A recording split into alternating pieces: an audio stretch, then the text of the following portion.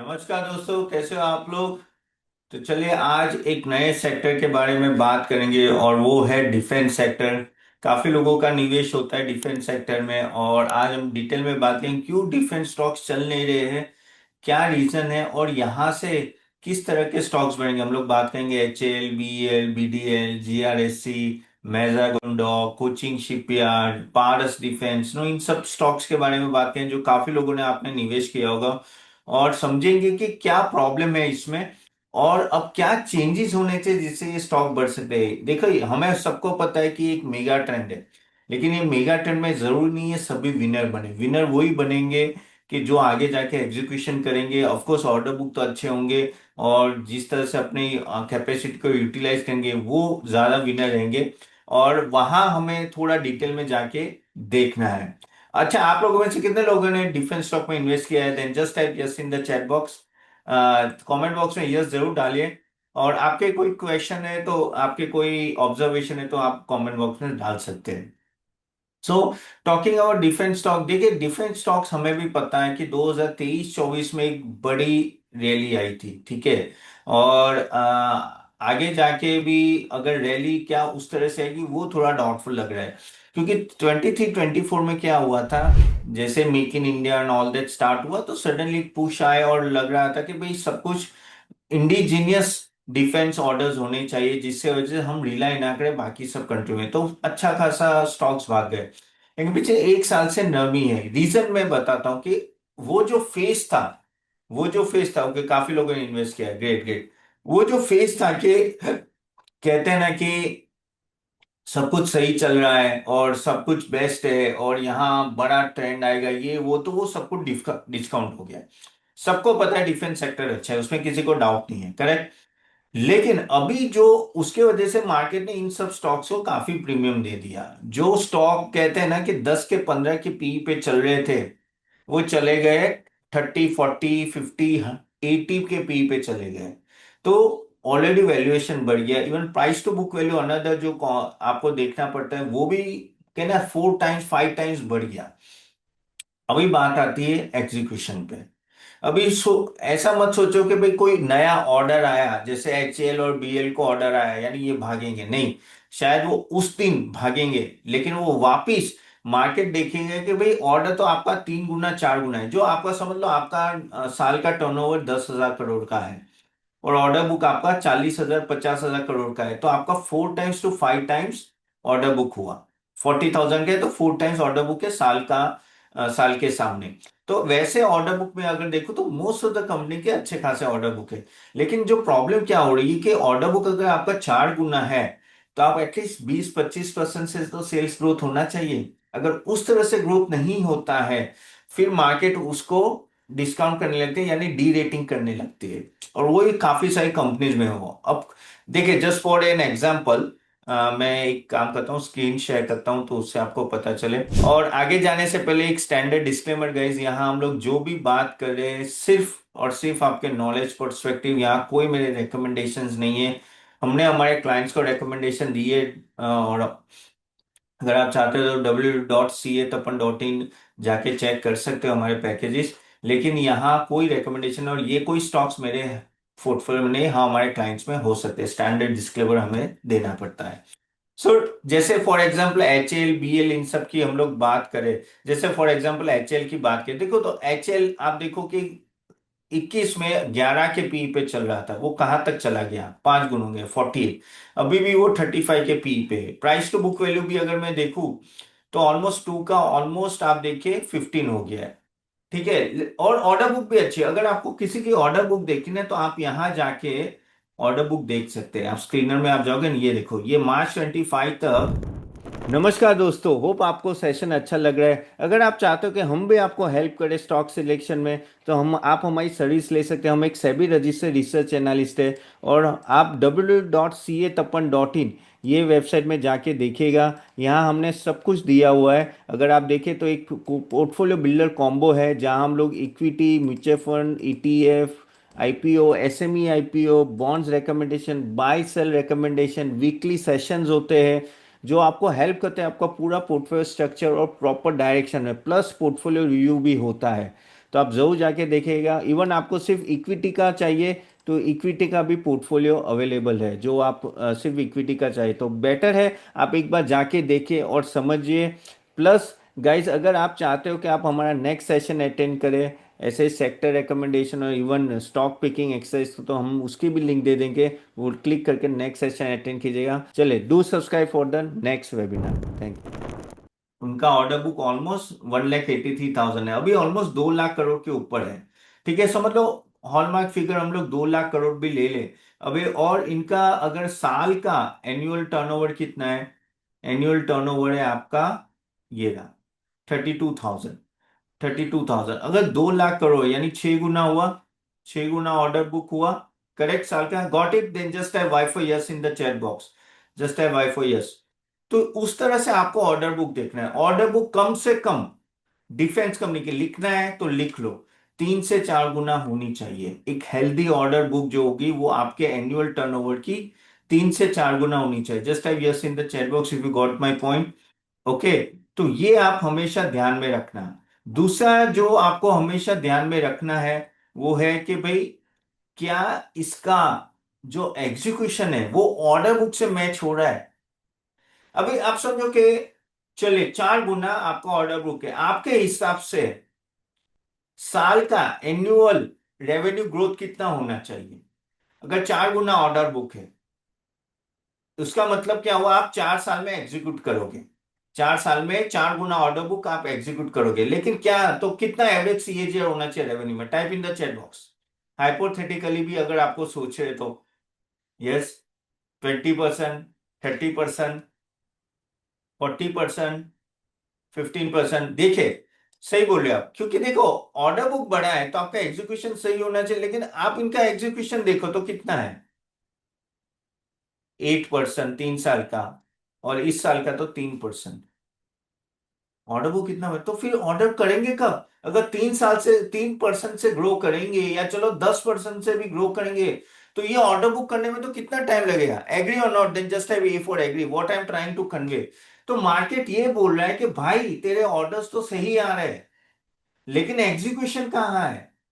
Execution नहीं होगा तो वो प्रॉफिटेबिलिटी में कन्वर्ट नहीं होगा। इसलिए आप देखो इस साल -1% है। अब ये कहानी सिर्फ अकेले इसकी नहीं है, मोस्ट ऑफ द कंपनीज की है। मैं आपको काफी सारी कंपनीज के मैं बताऊं तो आपको समझ पड़ेगा कि जैसे ये जीआरएससी है। जीआरएससी नहीं, मैं बीएल दिखा देता हूं आपको पहले, फिर हम लोग जीआरएससी भी जाएंगे। ओके, भारत इलेक्ट्रॉनिक देखते हैं पहले।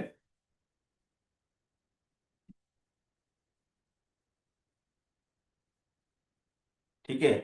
आ, तो अगर आप ये देखिए, इसका भी देखिए ये 17% से ग्रो कर है, जिसका इसका भी ऑर्डर बुक बहुत बड़ा है। So what I am trying to tell is that market अभी डिस्काउंट क्या कर रहा है कि ऑर्डर बुक आपके सही है लेकिन आपका एग्जीक्यूशन सही नहीं है। अब उसके भी बहुत सारे रीजन होते हैं, ऐसा नहीं है कि भाई इनकी गलती है। काफी सारे रीजंस भी होते हैं जो आपको समझना पड़ेगा जब इन सब ऑर्डर बुक की बात करें। क्योंकि देखिए क्या होता है कि इन लोगों का एग्जीक्यूशन में क्यों प्रॉब्लम है। जैसे हम लोग चलो एचएएल की बात करते हैं, तो काफी हद तक इनका डिपेंडेंसी होता है कंपोनेंट्स पे। जैसे इंजन की डिपेंडेंसी होती है जी की, जो इंजन आते हैं 404 वहां। तो तेजस जो एयरक्राफ्ट बनाते हैं, जब तक वहां से डिलीवरी फास्ट नहीं आएगी, ओके, तब तक ये ऑर्डर कैसे एग्जीक्यूट करेंगे? क्योंकि उनके जो कंपोनेंट्स है काफी बाहर से आते हैं। ठीक है, फिर उनके जो एयरक्राफ्ट होते हैं ना भाई, अभी एक तेजस एयरक्राफ्ट आपको ये पता है तो दुबई एयर शो में गिर गया था और होबाबा हो गया था और पूरा स्टॉक भी 4 से 5% गिर गया था। तो काफी टेस्टिंग और अप्रूवल लेने पड़ते हैं। और अगर कोई एक छोटा सा उनको चेंज करना है ना तो एक बड़ा कहते हैं ना फ्रेश वैलिडेशन लेना पड़ता है, और टाइमलाइन उससे नो डिले हो जाती है। बहुत टेस्टिंग चलते हैं इनके, तो इतना इजी नहीं है। तो उनको ये जो टेस्टिंग सर्टिफिकेशन में ही काफी टाइम लग जाता है। और प्लस क्या होता है कि जो एक बार हो गया, ठीक है, बाद में ऑर्डर देने के बाद जो कैश फ्लो होता है ना उसमें भी काफी टाइम लगता है। क्योंकि एमओडी में मैनेज मिनिस्ट्री ऑफ डिफेंस से प्रोसेस अप्रूवल होता है। पहले तो वो मिनिस्ट्री ऑफ डिफेंस कोई एयरक्राफ्ट लेती तो उनके भी कुछ क्राइटेरिया होते हैं। और फिर जो कहना कि जब रेवेन्यू जनरेट तो हो गया आपका, लेकिन जो कैश आता है यानी जो पैसे आते हैं एमओडी से वो डिले होते हैं।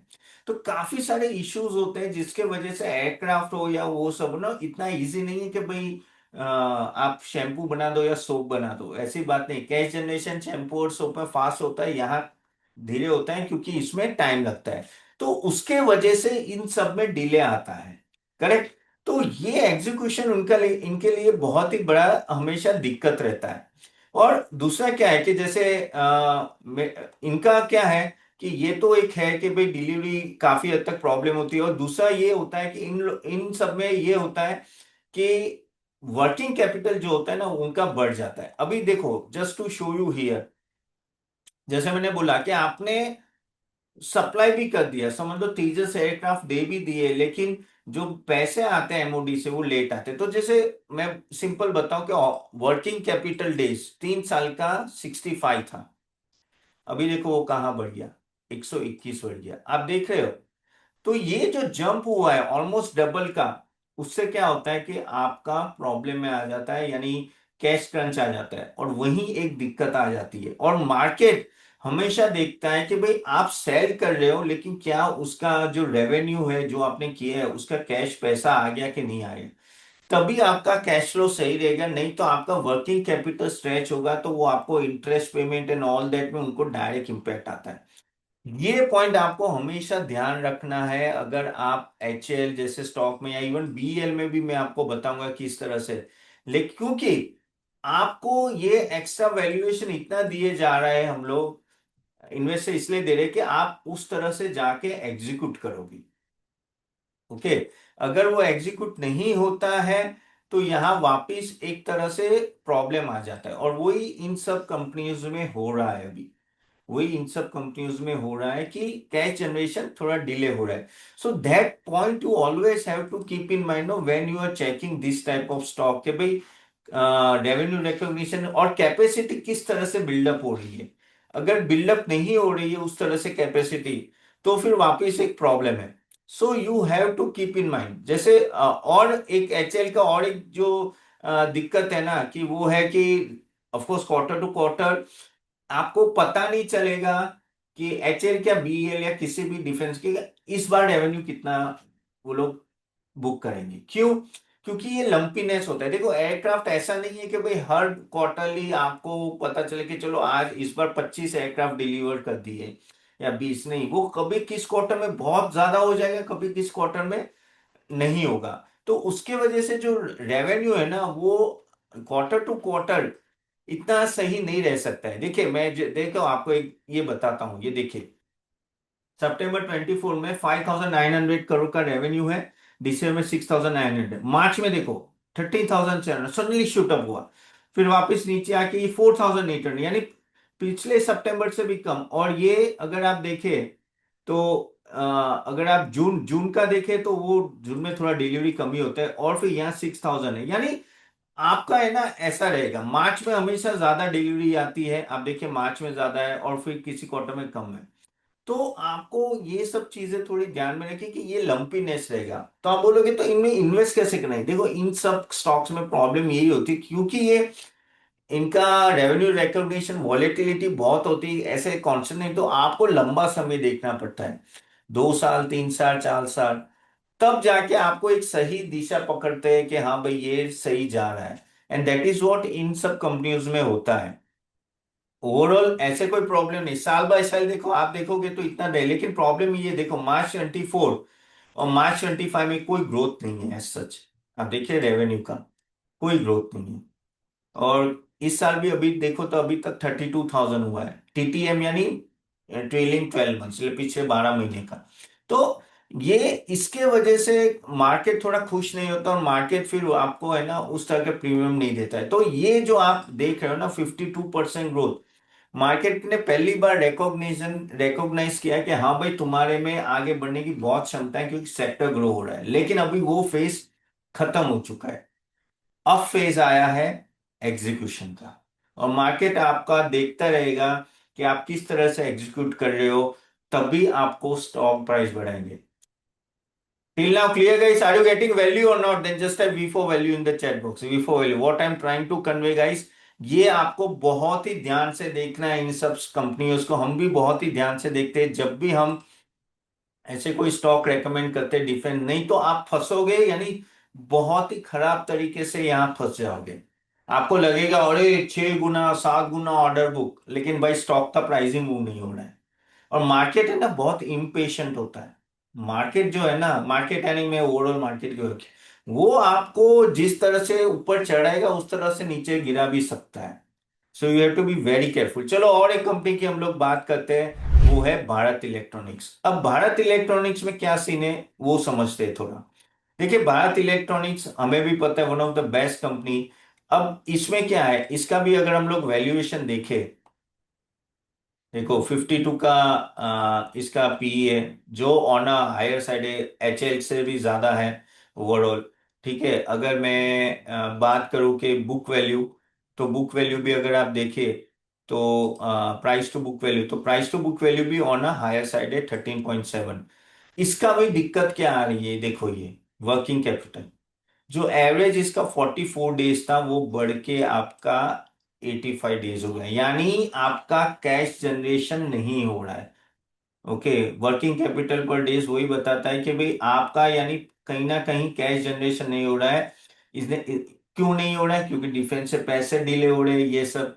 ठीक है, ऑपरेटिंग मार्जिन तो भी ठीक है, तो 30% is a good operating margin, तो वो इशू नहीं है। तो यहां भी वही दिक्कत आ रही है। ठीक है, तो और वैल्यूएशन जब आपका 50 के पी पे चला जाता है ना, फिर मार्केट आपको डिमांड करता है कि भाई आप कम से कम 25% से ग्रो करो। ओके, 25% से ग्रो नहीं करोगे तो फिर प्रॉब्लम है, तो फिर आप कहीं ना कहीं अटकोगे।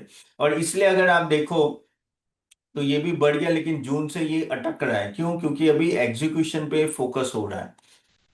और बाकी सब रेशियोज अब देखने का कोई मतलब नहीं, इसका भी देखिए आप पता नहीं अभी इसमें इसने ऑर्डर बुक दिया है कि नहीं, मैं तो भी देख लेता हूँ।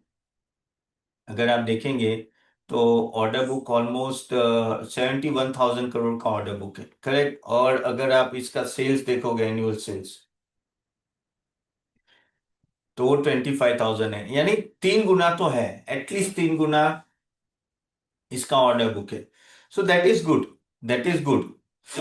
तो ऑर्डर बुक में कोई प्रॉब्लम, और क्या है कि ये जो कंपनी है इसमें भी क्या डिले होता है, क्योंकि इनमें भी ये जो प्रोडक्ट है वो प्रोडक्ट इतने इजी नहीं है। ओके, और वो रेडार सिस्टम्स होते हैं ऑल दैट, तो और वो रेडार सिस्टम जो शिप और एयरक्राफ्ट में इंटीग्रेट होते हैं, और थोड़ा भी अगर कहते हैं ना वो शिप और वहां भी अगर थोड़ा डिले होता है या एमओडी से डिले होता है तो उनको डायरेक्टली प्रॉब्लम आते हैं। ऑफ कोर्स इनके प्रोडक्ट्स भी काफी आपको रिसर्च करने पड़ेंगे। रेवेन्यू जो होता है ना वो नॉर्मली क्या होता है कि आफ्टर सक्सेसफुल होने के बाद ही बुक होता है। सो पेमेंट का थोड़ा टाइम लगता है, अप्रूवल में टाइम लगता है, तो इसमें ही नो एक्चुअली कैश कन्वर्जन साइकिल जो मैंने आपको बताया था वो आपका कम होना चाहिए, कम होना चाहिए, तभी आप, अरे सॉरी गाइस ने ये गया। ओके, ये कैश कन्वर्जन साइकिल आपका ये जो है ना वर्किंग कैपिटल साइकिल, अभी अब ये थोड़ा नीचे जाना चाहिए, ये है ना आपका 60 के आसपास आता है ना, तो फिर आपका ठीक ठाक चलेगा, और तब जाके ना कंपनी को फास्ट आप नो प्राइस बढ़ते हुए देखोगे। ये बहुत ही क्रिटिकल हो जाता है। प्लस इनका जो एग्जीक्यूशन है और सेल्स ग्रोथ थोड़ा बढ़ना चाहिए, क्योंकि इनका टर्नओवर ज्यादा है।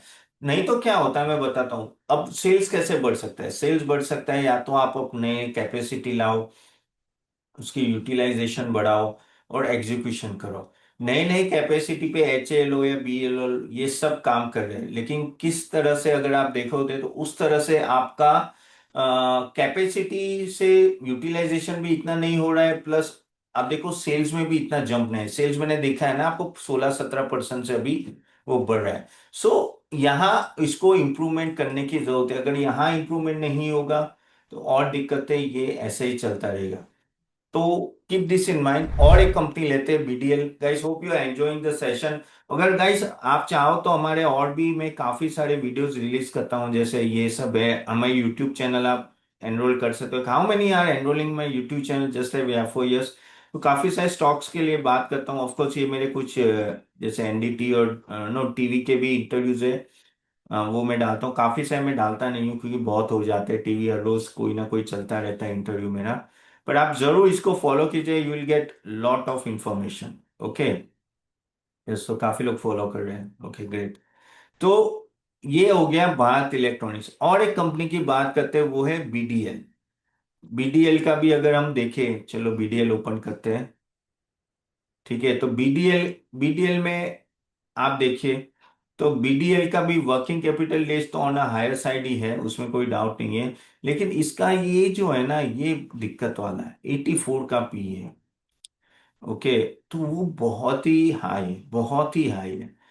तो 84 का पी होगा, और तो आपका ग्रोथ तो सही आना चाहिए। तो आप देखिए ग्रोथ, देखिए ना, 3 साल का इतना कम है, इस साल से अभी इसका एक ही पॉजिटिव पॉइंट है कि इस साल से ये थोड़ा पुश कर रहा है।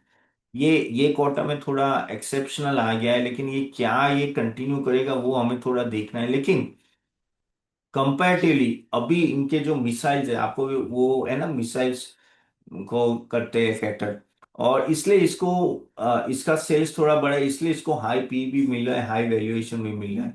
और काफी सारे एक्सपोर्ट ऑर्डर्स इसको मिल रहे हैं, आउटसाइड एक्सपोर्ट ऑर्डर्स, यानी मिडल ईस्ट से और वहां से, क्योंकि मिसाइल में इनकी कैपेबिलिटी बहुत ही अच्छी है।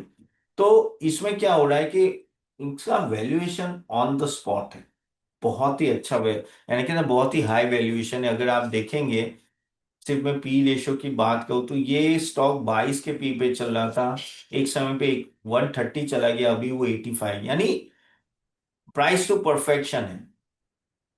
अगर अकॉर्डिंगली नहीं हुआ तो ये स्टॉक गिर जाता है। इसलिए कहते हैं ना कि जब आपका एग्जीक्यूशन यानी एकदम ही परफेक्ट है, तो एक अच्छी बात है कि अभी इसने रिकवरी चालू की है कंपैरेटिवली। ये ईपीएस है, ब्लू वाला ईपीएस है। और वही चीज आपको यहाँ है कि एक ये पॉजिटिव सिल्वर लाइनिंग है कि आई थिंक अभी बीडीएल थोड़ा मूव हो रहा है, लेकिन फिर भी if you ask me, 84 P ratio for any public sector company it's quite expensive, it's quite expensive.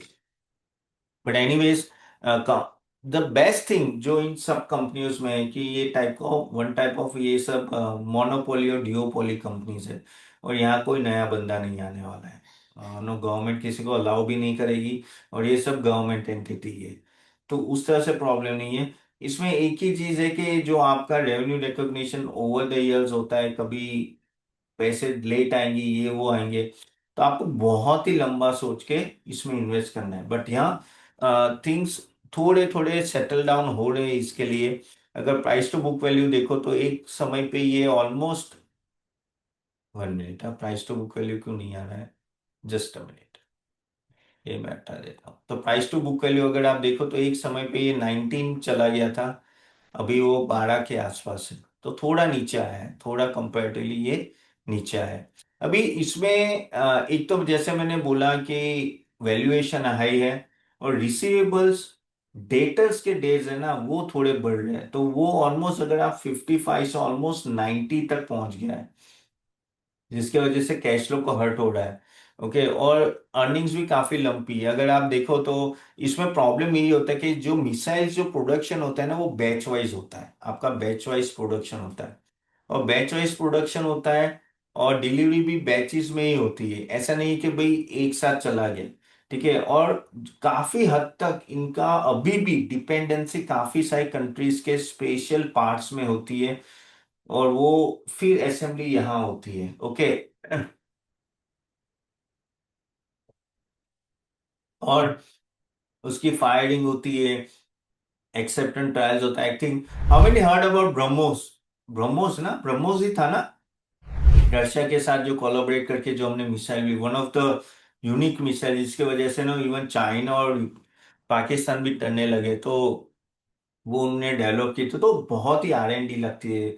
और कहते हैं ना कि बहुत ही स्पेशलाइज टेक्नोलॉजी ड्रिवन ये सब कंपनीज होती है, you can not replica this type of companies out of the way, यानी आप ऐसी कंपनीज को बना नहीं सकते।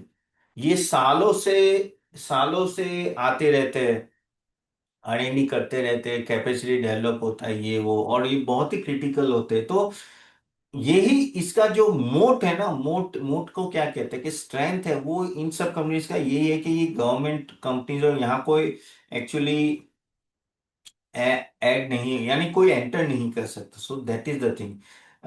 Yes yes correct, yes Prahlad, Vimal, Jaydeep, अच्छा Vimal, Brahmaputra plus Moscow, okay ऐसा है, मुझे नहीं पता था ये, थैंक्स फॉर टेलिंग। तो यहाँ अच्छी कंपनी है, लेकिन वही है, आपको वैल्यूएशन देखना पड़ेगा। लेकिन लंबे समय पे, जैसे मैंने बोला कि लॉन्ग टर्म होगा तो प्रॉब्लम नहीं आती, क्योंकि इसको जस्टिफाई करने में आपको टाइम लगेगा। 8300 का पी बहुत ही हाई होता है। सो एग्जीक्यूशन का मैंने आपको बताया कि वो डिले इसलिए ज्यादा होता है, और इनका डेटर्स भी काफी है, डेटर्स के डेज बढ़ रहे हैं, यानी आप डिलीवरी दे रहे हो अपने मिसाइल से, लेकिन वहां से पैसे नहीं आ रहे हैं। एंड दैट इज वाई थोड़ा टाइम लगता है। अभी एक काम करते हैं, अभी हम लोग थोड़ा शिप बिल्डिंग पे कॉन्सेंट्रेट करते हैं। कौन सा लेते हैं, मेजागॉन लेते हैं, एक मिनट। अगेन गाइज, यहाँ वापस मैं बार बार रिपीट कर रहा हूँ, यहाँ प्लीज कोई ऐसा मत समझो कि यहाँ कोई रिकमेंडेशन, मैं आपको सिर्फ समझा रहा हूँ। मेजागोन, जैसे मेजागोन आपको पता है सबमरीन बनाते हैं ये, और वो शिप बिल्डिंग में है। खास करके जो मिलिट्री रिलेटेड शिप्स होती है, वेसल्स होते हैं, या तो आपके सबमरीन होते हैं, वो खास करके सबमरीन ये बनाते हैं। बहुत ही टेक्नोलॉजी एडवांस कंपनी है। लेकिन इसका भी जो है कि अगर आप ऑर्डर बुक पी रेशियो देखें तो ऑलमोस्ट 44 है, प्राइस टू बुक वैल्यू देखो 11 है, तो already on a higher side है। तो वो ये है कि आपका डिलीवरी, और somebody में एक ही इश्यू होता है कि टाइम लेता है, 5 साल 6 साल डिलीवरी होने में। और सबमरीन के आप पार्ट में दे सकते हो। मिसाइल मिसाइल तो भी आप छोटी छोटी अगर मिसाइल होगी तो सबमरीन में टाइम लगता है ना, एग्री और not, just like before agree, कि एक ही बनती है तो पार्ट में तो नहीं दे सकते, जब होगा तब होगा। तो वही होगा कि उस टाइम पे एक सडनली रेवेन्यू जंप आता है। तो वो जो लंपीनेस होता है ना, लंपीनेस सेल्स में वो बहुत होता है। देखो, मैं बात करूँ तो जैसे अपना बीएल है, बीएल के रेडार सिस्टम होते हैं, वो तो भी छोटे होते हैं। मिसाइल होती है तो मैं ऐसा नहीं बोल के छोटी होती है, लेकिन कंपेरेटिवली आप बल्क में बेच सकते हो। लेकिन सबमरीन हो गया, या तेजस एयरक्राफ्ट हो गया, ऐसे सब हो गए, तो उसमें तो डिलीवरी होगा तो एक साथ डिलीवरी होगा। तो यहाँ यही एक एक बड़ा इशू आ जाता है कि आपका जो रेवेन्यू जंप होता है ना, वो कांस्टेंट नहीं होता है, और काफी ऊपर नीचे रहता है। अगर आप देखें तो इसका भी बहुत ही अच्छा ऑर्डर बुक है, आई थिंक 3 से 4 गुना मिनिमम है। लेकिन इस साल आप देखो तो 12% का ही ग्रोथ आया है, जबकि इसका एक्सपेक्टेशन है कि 25 से 30% ग्रो करे। सो इसमें वो एक दिक्कत है। दूसरा क्या हुआ था, 2 क्वार्टर तक उन्होंने ये एक एक्सेप्शनल लॉस बुक किया था, अगर मैं बता पाऊं तो। Just a minute, quarter to quarter, 1 minute. हाँ, यहाँ ये जो है ना, आप ये देख रहे हो कि ये प्रॉफिट बहुत कम हुआ था ये 2 क्वार्टर में। ओके, और ये 2 क्वार्टर की वजह से ही ये स्टॉक काफी हद तक गिरा था। और यहाँ जो था ना, यहाँ एक्सपेंसेस में आप देखो कि सडनली एक जंप आया था, तो वो एक्सेप्शनल लॉस एक बुक किया था जो आगे जाके नहीं आने वाला है। इसलिए आपने देखो कि ये क्वार्टर में, अगर आप देखो तो लास्ट क्वार्टर में एक जंप आ गया था। प्लस इसकी है ना एक कंटिंजेंट लायबिलिटी भी है, जो आपको ध्यान में रखना। अब बोलोगे ये इसमें कंटिंजेंट लायबिलिटी क्या है? देखो, कंटिंजेंट लायबिलिटी एक तरह की इसमें ये है कि इनके ना पेनल्टी के काफी सारे क्लॉजेज होते हैं। ओके, यानी somebody ने आपको इस टाइम में देनी है, अगर नहीं दिया तो आपको पेनल्टी लगना चालू होगी। तो ये सब कंपनीज क्या करती है कि वो जो कंटिंजेंट लायबिलिटी लायबिलिटी है ना, वो अपने बैलेंस शीट में दिखाते हैं। एक्चुअली ये कुछ होने नहीं वाली है, वो लोग ऑर्डर सफाइस कर देंगे। लेकिन क्या होता है, एक तरह से वो इशू क्रिएट करती है, यानी नो इन्वेस्टर के दिमाग में वो होता है कि यार ये अगर हो गया तो क्या करेंगे। यानी आई थिंक इन्होंने 30,000 करोड़ की कंटिंजेंट लायबिलिटी अपनी बैलेंस शीट में बताई है। So that you have to keep in mind. But जैसे हमने बोला कि उसको होने में होगा नहीं नॉर्मली, बस इतना ध्यान रखो कि अब उस तरह से तो आप सोचोगे तो मेजागोन भागना ही नहीं चाहिए, लेकिन भाग रहा है ना। और प्लस जैसे मैंने बोला कि काफी हद तक कॉम्प्लेक्स होता है, कंपोनेंट्स बाहर से होता है, और टेक्नोलॉजी एडवांस चीजें होती है। सबमरीन को अगर आप डिलीवरी भी करते हो तो 1000 बार टेस्ट किया जाता है, ठीक है, और मल्टीपल नेवी अप्रूवल होते हैं, हर एक स्टेज में अलग होता है, और बिलिंग में भी डिले होता है, और डिजाइन चेंजेस भी काफी टाइम बीच में हो जाती है। कि आपका अगर 4 साल 5 साल का जेस्टेशन पीरियड है तो बीच में कितनी बार चेंजेस भी हो सकते हैं, तो आप अपने समबड़ी में उस तरह से चेंजेस करोगे तो ये सब होता है। लेकिन मार्केट को ये सब नहीं देखा है, मार्केट बोला कि भाई मेरे को तो भाई रेवेन्यू आ रहा है तो कि नहीं आ रहा है। तो इसलिए आपका जो रेवेन्यू रिकॉग्निशन है ना, इसके लिए इसका जिस तरह एग्जीक्यूशन टाइमलाइन अगर विजिबिलिटी अच्छी आती है ना, तो अनसर्टेनिटी चली जाती है। और इसका प्रॉब्लम और एक जो है मेजरगोन के कि 90% इसका जो ऑर्डर्स है इंडियन नेवी से आता है, तो एक बंदे पे डिपेंडेंट है। और इंडियन नेवी ने डिसाइड किया भाई चलो भाई अभी सबमरीन नहीं बनानी, ज्यादा नहीं, ऐसा तो होगा नहीं, क्योंकि भाई हमारे आजू बाजू चाइना है, पाकिस्तान है, अभी तो बांग्लादेश भी हमारे खिलाफ हो गया है, तो हम बनाते रहेंगे। लेकिन कहने की बात है कस्टमर का डाइवर्सिफिकेशन नहीं है।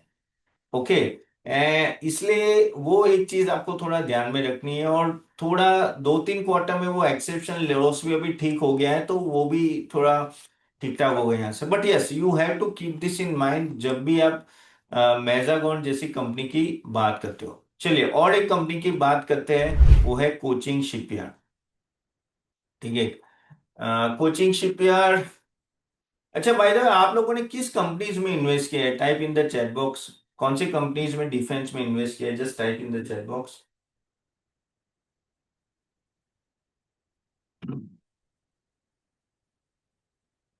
ठीक है, ये जो भी आपने डिफेंस में, तो ऐसा नहीं कि कंपनियों में प्रॉब्लम, कंपनीज अच्छी है। मैं अभी भी बोल रहा हूँ कि ये जो कंपनीज की बात कर रहा हूँ, अगेन कोई रेकमेंडेशन नहीं है, ये सब कंपनीज अच्छे हैं, लेकिन द प्रॉब्लम ओनली इसके इन सबका एग्जीक्यूशन अभी तक हो नहीं रहा है, और बाय नेचर ये कंपनी डिले होता है ये सब चीजें। और एमओडी पे बहुत डिपेंड होता है, एमओडी यानी मिनिस्ट्री ऑफ डिफेंस पे डिपेंड होता है, उनके कैश फ्लो डिले होते हैं। तो उसके वजह से ये सेक्टर में अगर आप देखो तो स्टॉक प्राइस पिछले 1 साल से हिल नहीं रहे हैं। तो क्या आगे जाके नहीं लगे, हिलेंगे, लेकिन ये सब चीजें थोड़ा ध्यान में रखना है अपने को। ओके, तो काफी सारे GIC, Mazagon, Cochin shipyard, HL, okay okay, तो काफी सारे, ओके। तो चलिए अभी और एक स्टॉक की बात करते हैं, वो है कोचिंग शिपयार्ड। कोचिंग शिपयार्ड भी जैसे आपको पता है शिप बिल्डिंग में है, और ये स्टॉक भी ना अच्छा खासा, आई थिंक ये तो बहुत ही गिरा है, ऑलमोस्ट 45% डाउन है अपने टॉप से। तो इसका अगर हम लोग देखें कि फाइनेंशियल्स एंड ऑल दैट, तो इसका भी पीक कम तो नहीं है, ज्यादा ही है। ऑलमोस्ट अगर आप देखो तो प्राइस टू बुक वैल्यू भी 7 है, लेकिन इसका जो ऑपरेटिंग मार्जिन है ना ये बहुत कम है, सिर्फ 16% 17% का है। अगर आप देखें तो, अगर if I can control no, अगर बाकी सबके ऑपरेटिंग मार्जिन जो मैंने दिखाया है ना नॉर्मली 30 के आसपास होता है। तो इसके वजह से क्या होता है कि इनका जो नेट प्रॉफिटेबिलिटी है ना काफी लो रहता है, काफी लो रहता है कंपेयर टू द, ऑलमोस्ट 10-11% के आसपास आके खड़ा रह जाता है। अभी इसमें भी यही जेसेशन पीरियड का काफी टाइम है। इसमें भी अगर आप देखें तो रेवेन्यू ग्रोथ अगर उस तरह से नहीं है, इसका भी ऑर्डर बुक अच्छा है, इसका भी ऑर्डर बुक काफी अच्छा है। ओके, लेकिन ऑपरेटिंग मार्जिन थोड़ा कम है। लेकिन रेवेन्यू जो है वो अक्रॉस द ईयर्स, ये भी शिप बिल्डिंग में, तो शिप बनने में टाइम लगती है, बड़ी बड़ी शिप होती है, और काफी हद तक इन लोगों की अदर इनकम पिछले कुछ टाइम से आ रही है, जिसके वजह से आपको है ना कि परसेप्शन ऐसा होता है कि भाई ये कंपनी तो इनकम बढ़ती है तो अदर इनकम से ज्यादा बढ़ती है। तो वो भी एक आप देखोगे ना तो काफी टाइम से ये भी हो रहा है इस क्वार्टरली रिजल्ट्स में।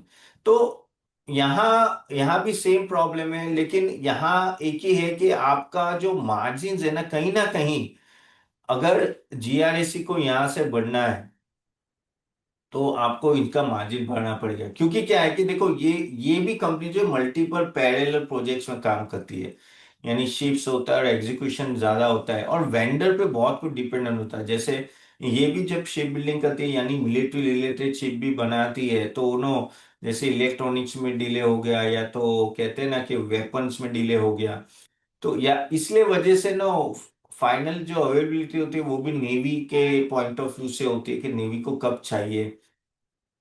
सो this are some of the point जिसकी वजह से एग्जीक्यूशन का डिले होता है। अभी यहां से इसका है ना मार्जिन बढ़ाना पड़ेगा। ये ऑपरेटिंग मार्जिन बहुत ही कम है कंपैरेटिवली, इसको बढ़ाना पड़ेगा। और एग्जीक्यूशन है ना थोड़ा फास्टर एग्जीक्यूशन करना पड़ेगा। और जो ऑपरेटिंग अर्निंग्स थोड़ी क्लैरिटी यहाँ आती है ना, तो ये स्टॉक बढ़ सकता है। लेकिन जैसे मैंने बोला, अगर मैं इसका हम लोग अगर देखें तो ऑर्डर बुक भी अगर मैं देखूं इसकी, तो 21,000 है। 1 मिनट। हाँ, और आई थिंक मैंने वो क्वार्टर का देखा, हाँ 21,000 है। और अभी है 5,000, 4,600, यानी अभी भी 4 गुना से 5 गुना तो ऑर्डर बुक है। तो वो दिक्कत नहीं है, लेकिन एग्जीक्यूशन में इसका प्रॉब्लम। और एक स्टॉक लेते हैं, वो है कौन सा लेंगे, GRSC, yes, Garden Reach, Garden Reach shipyard. अब इसके financials compare to Cochin shipyard अच्छे हैं, कंपेयर टू कोचिंग शिपयार्ड अच्छे हैं। ओके। और अच्छा, इनका ऑर्डर बुक भी है, बहुत ही अच्छा ऑर्डर बुक है। और इसका, लेकिन इसका एक ही, जैसे मैंने उसके लिए बोला वैसे यहाँ भी बोलूंगा, इसका ऑपरेटिंग मार्जिन बहुत ही कम है, सिर्फ 9.5 है। यानी कुछ भी डिले हुआ है, कुछ भी हुआ तो डायरेक्टली इसके नो प्रॉफिटेबिलिटी में इंपैक्ट आ सकता है, नेट प्रॉफिटेबिलिटी में इंपैक्ट आ सकता है। यहाँ इनको मार्जिन्स बढ़ाने की बहुत ही जरूरी है। देखो, मैं अभी जो क्या कर रहा हूँ ना, मैं आपको पेन पॉइंट्स बता रहा हूँ हर एक कंपनी का, कि हर एक कंपनी क्यों अटक रही है। कंपनियां अच्छी है, कंपनी में कोई डाउट नहीं है, कहाँ अटक रही है और क्या चीजें चेंज होनी चाहिए अगर इस स्टॉक को ऊपर बढ़ना है तो। और वही मैं आपको कब का बता, शॉर्ट में बता रहा हूँ, ज्यादा मुझे मुझे ये नहीं दिखाना है कि भाई गार्डन रीच कितनी अच्छी कर, वो आप लोगों को पता है। ठीक है। Do you think it will be helpful, then just type H for helpful, just type H for helpful, and that is what my idea is during this session, के कहानी से ज्यादा मैं आपको डायरेक्टली पॉइंट टू पॉइंट बात बताऊं। नहीं तो वो तो सब बाकी सब तो आपको इंटरनेट से भी मिल जाएगा। और यही पॉइंट भी हम लोग देखते हैं जब हम लोग स्टॉक रिलेट करते हैं, क्योंकि यही मेक और ब्रेक है आपके लिए। क्योंकि सब कुछ डिस्काउंट करके रखा है कंपनीज ने, अरे सॉरी, मार्केट ने।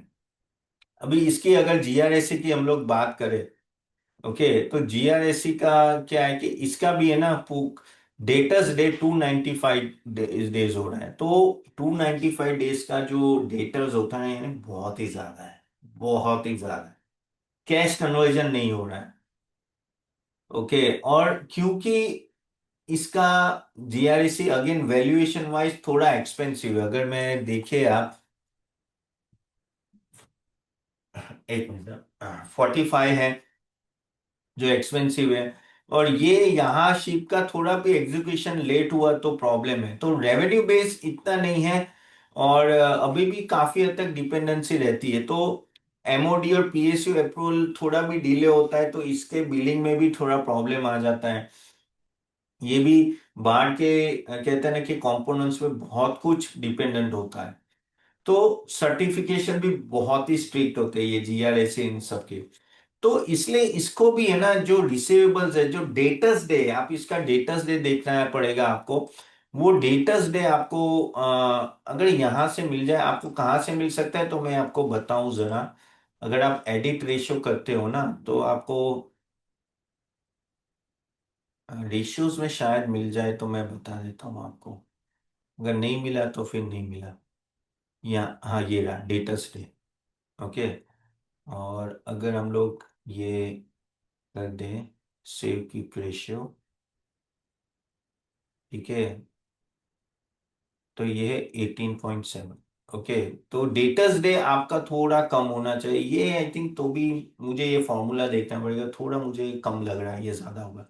लेकिन डेटर्स डे आपको देखना पड़ेगा इसका, कि इसके पैसे, इन शॉर्ट आपका इनडायरेक्टली वर्किंग कैपिटल ले लो या डेटर्स डे, वो इम्पैक्ट आपका कैश फ्लो का होगा। कैश फ्लो में किस तरह से फास्ट जनरेशन होता है उससे आपको पता चल जाएगा। चलिए अभी और एक कंपनी ले लेते हैं, और वो है पारस defence.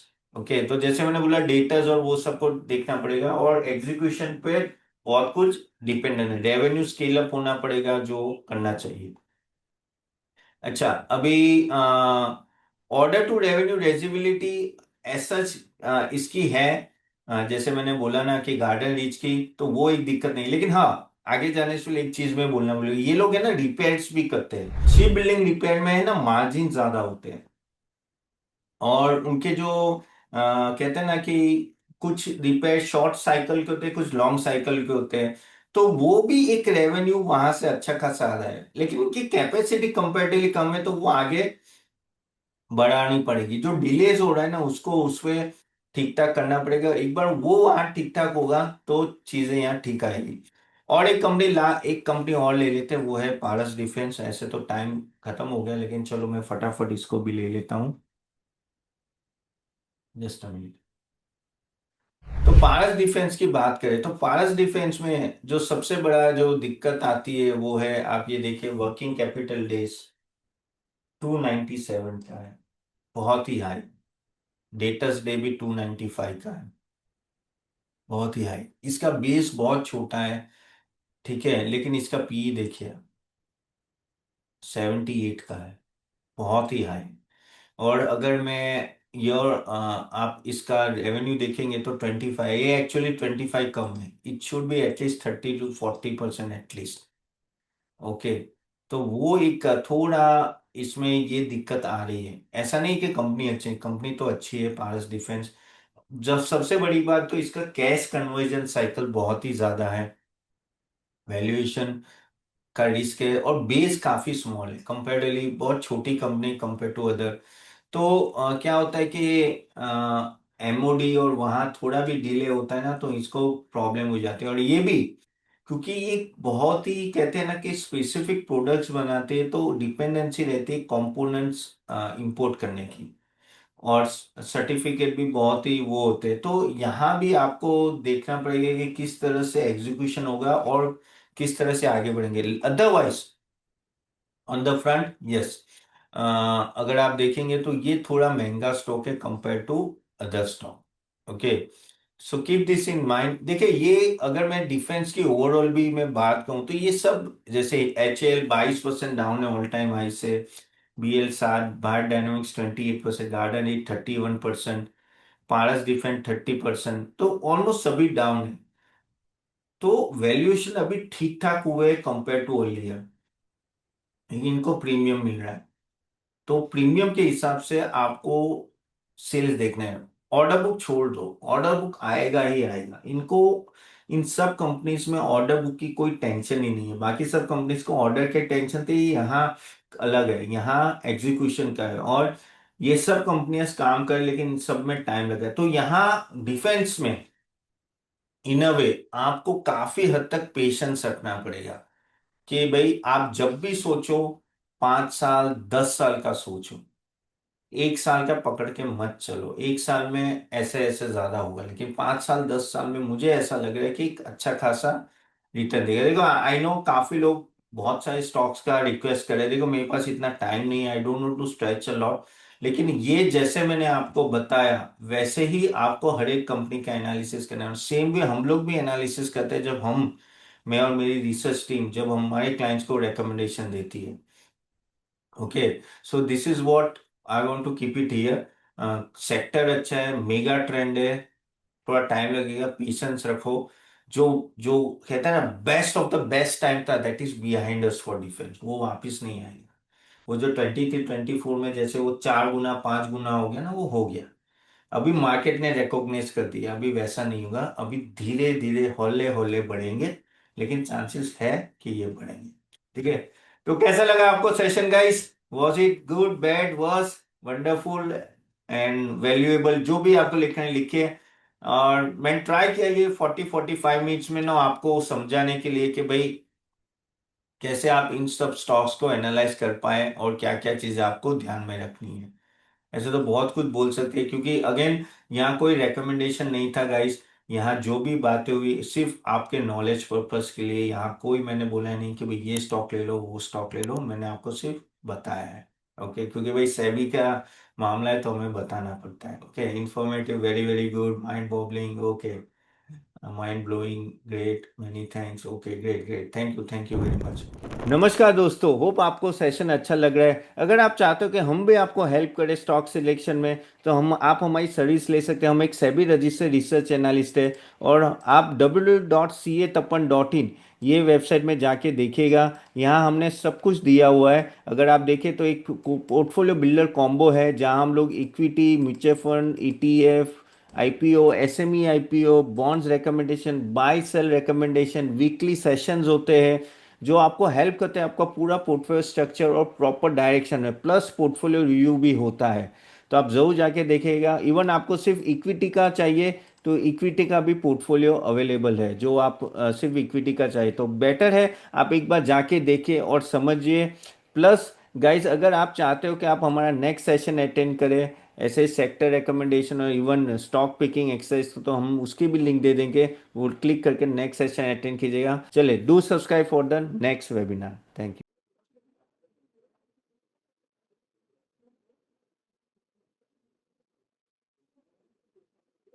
Investment in market securities is subject to market risk. Read all the documents carefully before investing.